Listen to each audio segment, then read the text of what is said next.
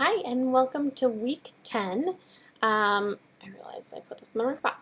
So this week we are going to look at sequencing layers, hand animation, and you're going to get time to actually look at a previous assignment and revise and update it. So let's start with your midweek assignment. Make a 12-frame ball bounce. Export it out of Photoshop or Illustrator and import into After Effects. You'll use the same bounce 3 times and move it around your After Effects composition. You'll use sequence layers to line up your bounces. You may include a background. Have fun with this. Submit a rendered video and a screenshot of your 3 layers. If I don't get a screenshot, you won't get any credit for the assignment, so make sure to include that.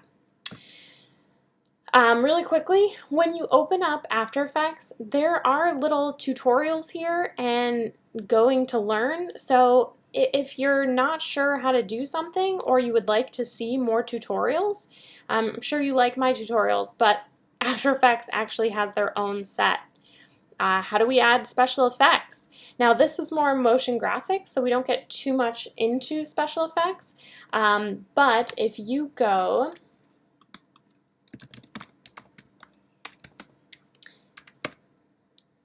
to Video Copilot, this is a great After Effects tutorial if you're into that type of effects. So stuff to look at. You can see a lot of plugins. Some plugins are expensive, some are free. Talk about that later. Got distracted. Back to this. But you can always look at tutorials, or you can look at maybe what's new in the software. Okay. So back to this, we're going to do a 12-frame ball bounce. Now for this, we know that we're dealing in pixels, so we can set this up, and I want 1920 by 1080, just like we've been dealing with before. I should have changed it to RGB, but this will be fine. All right, so I'm going to make a new layer. You can actually unlock and delete your background layer, so we just have see-through. If you leave that background layer with the white, you're going to have one white frame and then the rest are going to have no background. So I'm just going to hit B for my brush and make it whatever size I want my ball to be. Now, there are a lot of principles. And let me get to it.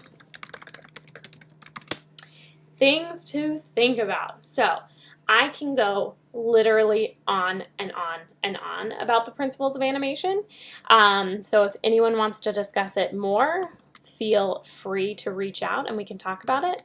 I will say these,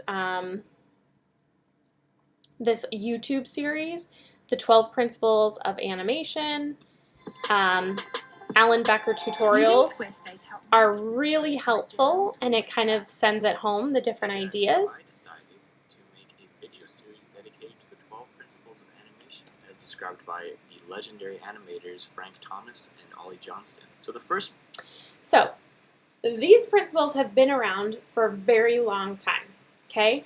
If you think about Snow White, which was one of the first full-length animated features, these principles were being used there, but it was Disney artists Frank Thomas, Ollie Johnston, Richard Williams, who did Roger Rabbit, Glenn Keane, another Disney famous animator.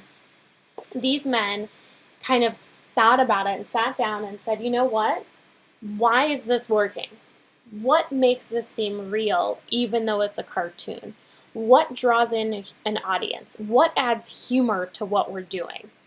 And this comes down to these 12 principles. These have been around, again, for a very long time, haven't really changed. I'll just show you arc is what I'm looking for here. They'll elongate the ball like this, do it in 3D.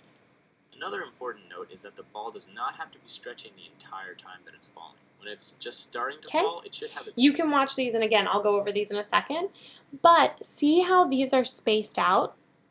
We have some that overlap a lot, like in the top of our arc here, and some that are more spaced out.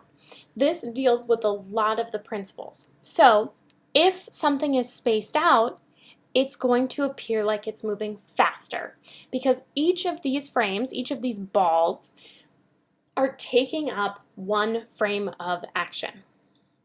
So if I'm working in 24 frames per second, which is standard, 30 frames is also standard, but we're working in 12 frames. We'll just say 12 frames a second. So in 1 second, I need to see 12 of these pictures. Okay? So if they're all moving at 1/12 of a second, the further apart they are, the faster they're going to move. So what we're dealing with is trying to show gravity, trying to show realistic movement. So it's going to bounce off of the ground and shoot up into the air, and then kind of when we get at that arc, it's almost going to hold still for a second, and then gravity is going to pull it back down. So by doing it this way, it's going up in the air, kind of holding for that brief moment, and then coming back down. Okay?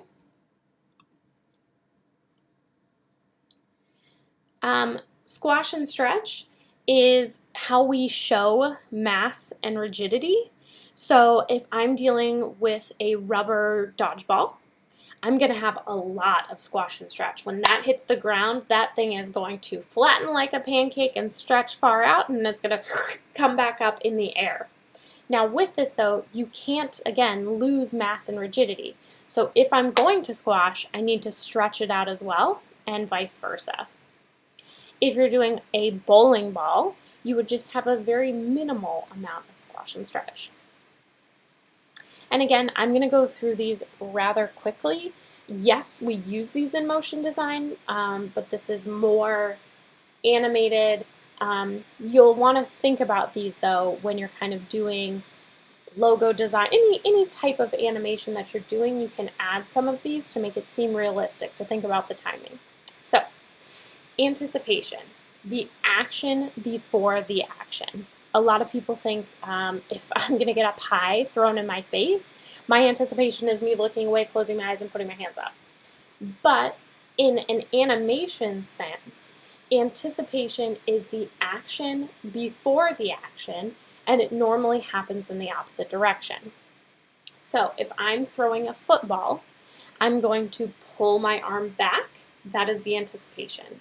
I am going to throw the ball, that is the action, and then my arm is going to come down back to my side, which is the follow through. So the action before the action, think about it, goes in the opposite direction. If I'm going to swing a golf club, my anticipation is pulling that golf club back, then my action is swinging it. Staging is thinking about your composition.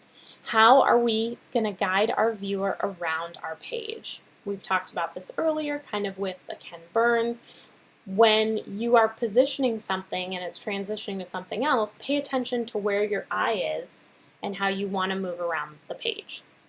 Also, pay attention if the character exits to the right, they'll want to come back in from the right. This helps with continuity. Straight ahead and pose to pose have to do with two different ways of drawing hand-drawn animations. We're not going to worry about that right now, but you can read about it. Follow through, I talked about earlier. Follow through is the action after the action. So I'm throwing the football and then I've let go and my arm keeps coming down. It is rare for follow through not to happen. An example that I like to think about is if I were to run directly into a wall, I might not get that follow through that I would have normally. Overlapping action, think of a human body. There is a lot of pieces to us that moves at the same time. So when we get into animating, a lot of people think, okay, well at frame 15 I have to have the whole body like this, and at frame 20 I have to have it like this. Well, different parts of your body move at different paces and different times. So even in this cube example, you can see the front moves first, and then the top is the follow through. These are moving at different times, and that's overlapping action. Slow in and slow out, otherwise known as ease in and ease out. Remember in After Effects we looked at the graph editor to be able to see our ease in and ease out. Again, this is to propel an object. You can think of a roller coaster. It is common now, but it still takes time. It can go 0 to 80 in 5 seconds or whatever, right? We need to gain up momentum to get moving, and then we need to slow it down. Think of like an Olympic runner. They cross the finish line, they know they're done, but they have to continue running until they can finally slow down. Arc. Everything moves on an arc. So if you're walking around and swinging your arms, pay attention to your wrist. Think about if you have a bracelet. Your arm is moving back and forth, but it isn't moving on a straight line. Everything's moving on an arc. When you throw an object, right, we're throwing it kind of up and it arcs down and eventually it will come down to the ground. Secondary action supports your main element. So let's say I turn my head.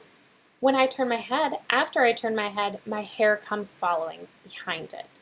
Generally, these things don't animate on their own. They need to be moved by something else. Maybe my clothing, maybe my necklace. Timing. Timing is thinking, really planning out how long you want each action to take and how you want it to get there. Timing can be varied. Even in this example above, you can see it's taking them the same amount of time to get where they are, but they're going in very different timing. So this you have to play around with to see what works best per each animation. Exaggeration. We can have everything perfect. It is exactly how it is in real life.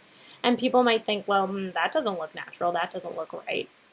Exaggeration tells a viewer really what they need to look at and what they should be focused on, and it brings home that comedy aspect, that mood aspect, and even that realism. We might not be able to unhinge our jaw to eat this box like this box is doing, but sometimes subtle movements aren't easily seen. A viewer doesn't know to look there, so they don't pay attention. Exaggeration helps show that. To the grand extent that you can completely exaggerate things. If we're going back to like Roger Rabbit, he is so squash and stretch. When he's excited to run, he kicks his leg, kicks him really far back and then shoots off forward. So I highly recommend always playing around with little exaggeration. My best tip for this is take it further than you think and then pull it back. You'll never know what that line is with exaggeration until you've crossed it. Solid drawing has to deal with hand-drawn animation, working in a 3D space, thinking about perspective and form and all of that. Appeal, creating designs, compositions, characters that appeal to your audience. That doesn't mean that they're cute and cuddly. A witch can have a very strong appeal. Your enemies can have a very strong appeal. But again, our audience should understand what's going on. Okay. That was my real speedy 12 principles of animation. So for your ball bounce, like we saw in the other video, you can space out your keyframes differently. You can add squash and stretch. I'm going to leave this very basic. If this is overwhelming, you do not need to add squash and stretch. Try to think about timing, but just do the best that you can. I'm looking for 12 layers of a ball. So again, we can start off very simply just with a brush. If you want to do this in Illustrator, that's fine. You'll just need 12 layers, not sub-layers, layers. All right, so let's say my ball is starting here. I can do that. I have the flow down. Let's turn that up. There we go. And then I will create a new layer. And then I know I want this to come down. Now again, we have 12 layers to do this. So, kind of think it through. Okay, well I know my layer 6, if you want to make it really even, I would probably offset it. But let's say this will actually be 7. And I can even number it if you want to keep it easy. All right, so if I know this is 1 and 7, maybe I want 6 to be close to this. And then 5. You know what, I'm going to move my 6 real quick. There we go. 5.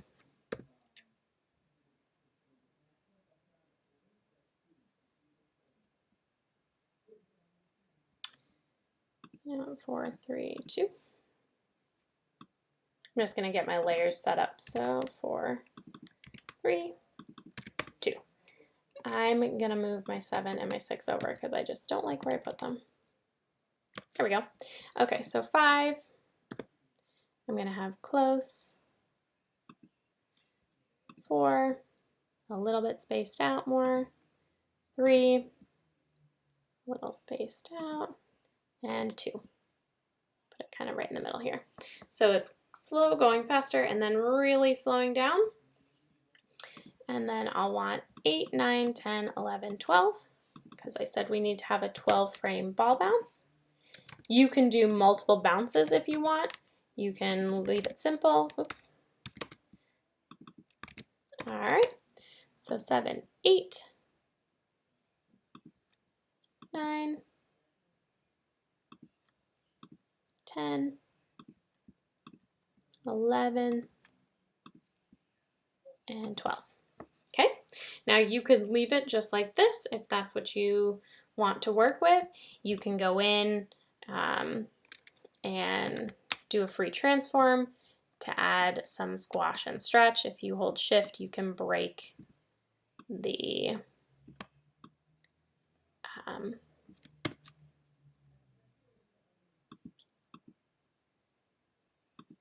keeping it even between the two. Now, you know, maybe kind of on 10, if you wanted to do, I'm going to hold shift to break it again, something stretched. And then we rotate it so that it's going in the direction of the bounce. Now, if you're going to do squash and stretch, I would recommend thinking about it throughout all of these. You don't want to just have, don't forget, for every squash you need a stretch and vice versa.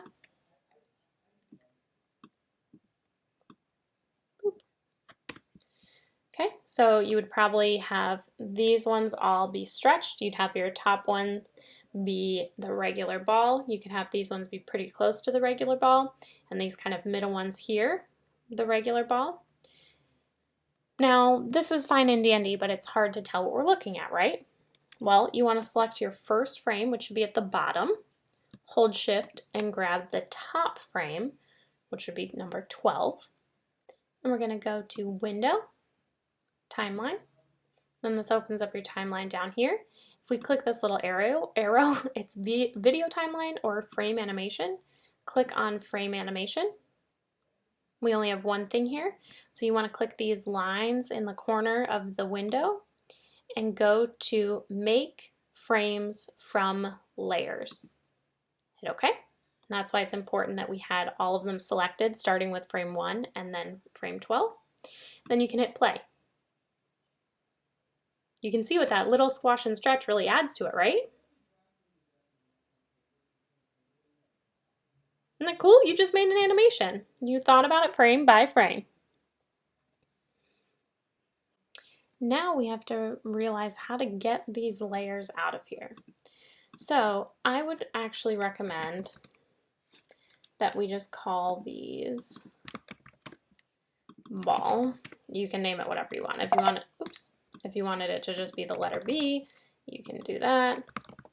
But numbers tend to confuse. I'm just double clicking to rename. Numbers can tend to confuse the script editor for this. All right. So I've got all of these. I'm going to select all of them, turn them all back on. These are not needed things. I just have a tendency to do it. Then we're going to go to File, Export, Layers to Files. I'm going to create a new folder. I'll call it Ball Bounce. I do not want it to be there, however. I want it to be on my desktop. All right. And then we can call these Bounce. It'll rename it. I'm going to do a PNG because I have transparency. We can check on transparency. Make sure that trim layers is not checked on. If this is checked on, it's going to just make a small box around each of your balls, and then it won't keep where they are on your page, so all of the work that you did in Photoshop won't work.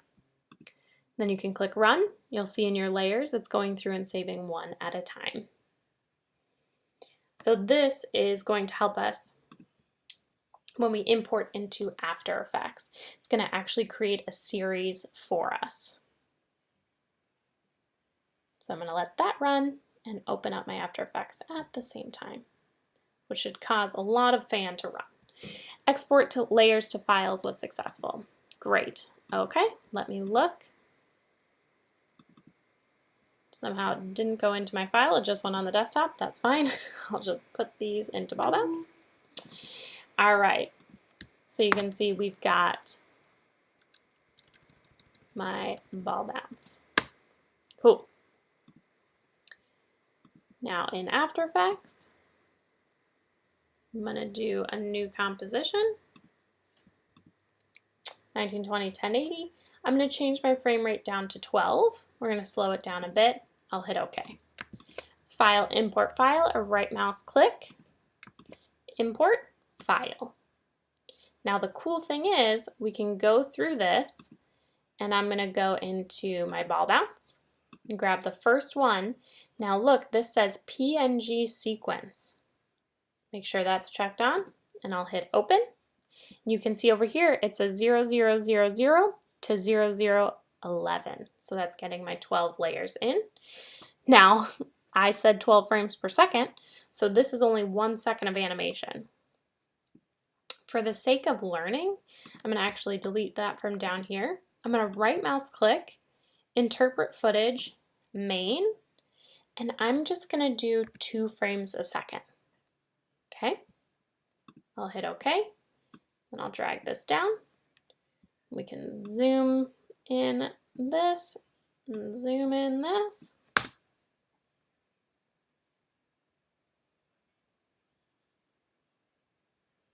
Cool. Now, one issue, this is backwards, right? This is not how I did it. Well, in After Effects, we can right mouse click, and yours might not be backwards. It has to do with naming and all of that. But we can go to time. So right mouse click on your layer here, time reverse layer. Now all that did was make it backwards. So I'll hit the space bar.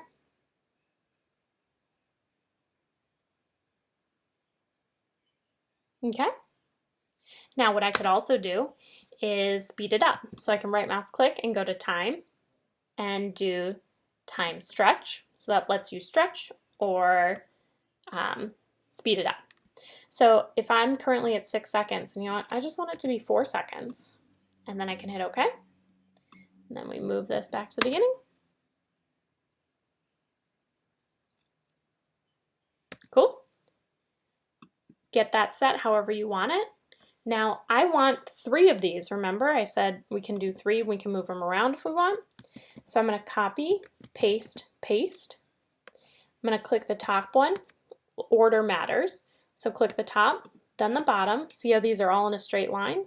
I'm going to right mouse click, keyframe assistant, sequence layers. Now if you want them to overlap, you can say how long and if you want to add a transition, or we can just hit OK. And now you can see these are back to back. Now because these were time reversed, it went back in space. So we can just click and drag this out like so.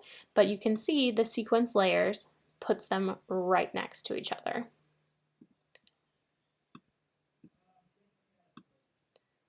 So now, if you wanted, maybe I actually want this one, this middle one. So I'll click on it, time. I want this one to actually be forward. So here's what we have now.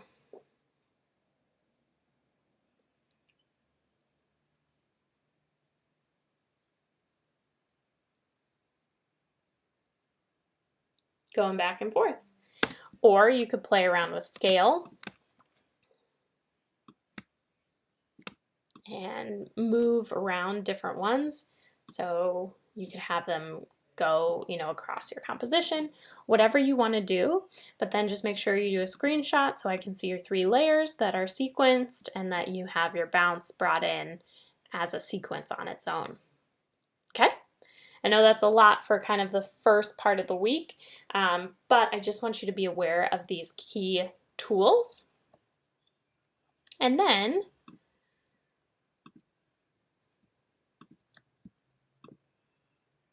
I have topics that we've discussed so far and a few that we're actually going to do in the upcoming weeks, but I wanted you to remember kind of what we're dealing with.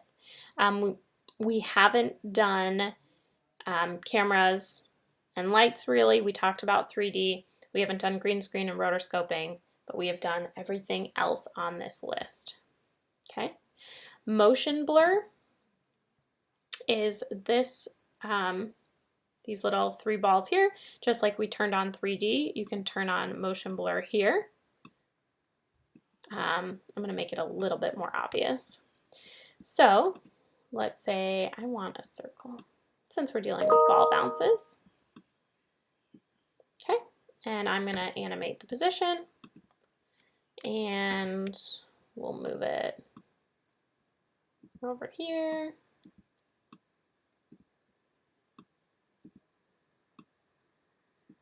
All right, so we've got something like this.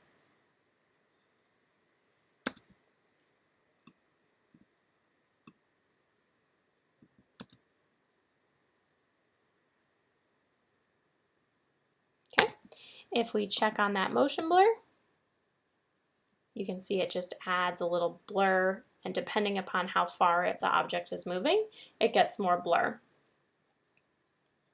So something subtle and cool you can add to it. You can also look into motion blur a little bit further if that's something that interests you. That is more of an editable property, but I know we went over a lot today, so I don't want to cram it too much. If for some reason you don't see this bar, you can always right mouse click up here and go to columns. Switches is the one that you're looking for. All right, so reminder of our tools. Now, I want you to see you revise a previous assignment. So I want you to really try to build a portfolio piece from your previous assignments. Think about the tools that you know now and a piece that you were passionate about, but you maybe did before we knew a bunch of tools. I want you to update your piece, further refine, and expand upon it. A lot of times we submit our work and we never look back. This is a great chance for you to be able to look back. This should be a substantial update that warrants a week's worth of revisions. Include in the comments a written description of why you revised, how you revised, and what did you add. Any assignment without written comments will not be given points. Okay? So again, the first part of the week is pretty technical. You have to follow step by step. The second part of the week, have fun. Think about what we've done. Try to think about a project that you really liked, but maybe you didn't get to finish, or man, that tool would have been great if only I knew it in week 2. So yeah, I look forward to seeing your revisions, and let me know if you have any questions.